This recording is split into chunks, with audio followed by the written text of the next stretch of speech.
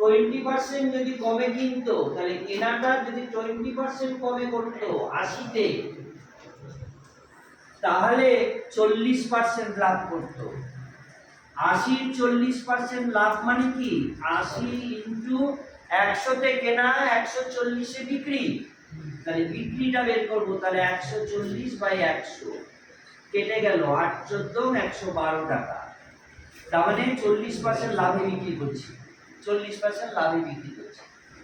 তাতে আমি কত টাকা ডিফারেন্স আসছে? 22 টাকা ডিফারেন্স আসছে। 22 যখন বেশি নিত তখন 100 হচ্ছে কেনারা, তাহলে 55 তে কত? এই তো অঙ্কটা। তাহলে 22 এ হয় 100, এটা ক্রয়, যখন 22 বেশি নিচ্ছে। 55 তে তাহলে কত হবে? 100 বাই 22 ইনটু